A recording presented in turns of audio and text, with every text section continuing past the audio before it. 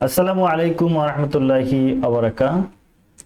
আমাদের ধারাবাহিক case taking সংক্রান্ত সরাসরি রোগী আসলে হানিম্যান যেই নির্দেশনা দিয়েছেন তার 94 নং সূত্রের ভাষ্য আলোচনা। আমরা যদি 94 নম্বর সূত্রের ভাষ্য একটু ভাবার্থটা পড়ে নেই তাহলে আমরা বুঝতে পারবো। চিররোগের অবস্থা বিবেচনায় জ্ঞাতব্য ঔষধ প্রয়োগ করতে হবে। পেশা, রোগী কি করেন, বসে থাকার কাজ, জীবন প্রণালীর সাথে পারিবারিক অবস্থা, আহার ইত্যাদি। অর্থাৎ চিররোগের রোগী যদি আমাদের কাছে আসে তাহলে যে বিষয়গুলো বিবেচনা করতে হবে তা এই সূত্রে আলোচনা করা হয়েছে। এখন কথা হলো যে চিররোগ বলতে কি বুঝি। ইংরেজিতে চিররোগের কে বলা হয় ক্রনিক ডিজিজ। বাংলায় আরেকটু ভালো বাংলায় যদি বলি তাহলে জটিল রোগ। আমরা এই চিররোগ কাকে বলে হানিম্যানের ভাষায় সেটা আমরা জানবো। চিররোগ হলো ওই সকল রোগ যে রোগের পিছনে হানিম্যান নির্দিষ্ট তিনটি রোগ বীজের কোনো একটি, দুটি অথবা তিনটি একসাথে বিদ্যমান রয়েছে, তাকে আমরা চিররোগ বলবো। তাহলে সেই রোগ বীজগুলো কি? সোরা, সাইকোসিস এবং সিফিলিস।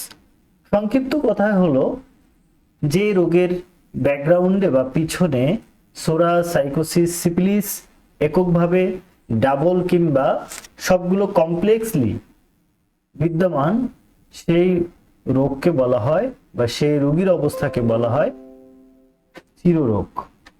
তো এখন কথা হলো এই চিররোগ যদি রোগী যদি আমাদের কাছে আসে তাহলে এক্সট্রা যে বিষয়গুলো রোগীকে জানতে হবে সেটা হলো রোগীর পেশা, রোগী কি কাজ করেন। এখন এই কাজ করার সাথে সম্পর্ক কি? একজন রোগী যদি প্রচন্ড চাপের মধ্যে কাজ করেন, যেমন ধরেন রিপ্রেজেন্টেটিভ যারা সেলস নিয়ে কাজ করেন, এই সেলস নিয়ে কাজ করতে গিয়ে দেখবেন প্রচন্ড চাপ, মানসিক চাপ থাকে। আবার যারা দীর্ঘক্ষণ বসে থাকে, ব্যাক পেইন হয়, এটা একটা কজেশন। কেউ আসছে মানসিক চাপ, কেউ আছে কণ্ঠের ব্যবহার, যেমন ধরেন উকিল, চিকিৎসক, শিক্ষক ইত্যাদি। তার বসবাসের অবস্থা কিরূপ, স্যাঁতস্যাঁতে অবস্থায়, কোলাহলপূর্ণ অবস্থায়, এগুলো। পারিবারিক অবস্থা, অর্থাৎ তার পারিবারিক অবস্থা কি সেগুলো দেখতে হবে। পারিবারিক অবস্থা যদি এমন হয় যে তারা কলহ রয়েছে, বাবা জন্মের মানে গর্ভ থাকা অবস্থায় বাবা মার মধ্যে ঝামেলা ছিল, এগুলো। খাবার দাবার কেমন গ্রহণ করেন, সেটা হলো আমিষ, নিরামিষ, কিংবা সে অতিরিক্ত লবণ, এগুলো আমাদেরকে খেয়াল রাখতে হবে। এবং 87 নম্বর পদ্ধতিকে বলা হয়েছে যে কেস টেকিং করার ক্ষেত্রে মহিলাদের স্বতন্ত্র প্রশ্ন, বিশেষ করে মাসিক, সাদাস্রাব, গর্ভপাত, বন্ধ্যা, জরায়ু বাড়ি, স্বামীর অত্যাচার, ভালোবাসা ইত্যাদি সম্পর্কে অবশ্যই রোগীর কাছ থেকে একনিষ্ঠভাবে জেনে নিতে হবে। এইগুলো জেনে নিলে ক্রনিক রোগীর ক্ষেত্রে, অর্থাৎ ক্রনিক রোগ বীজের ক্ষেত্রে চিকিৎসা করতে সহজ হয়। অনেক সময় ক্রনিক রোগীর অবস্থাটা বিভিন্ন কারণে, বিভিন্ন অবস্থার প্রেক্ষিতে চলে আসে।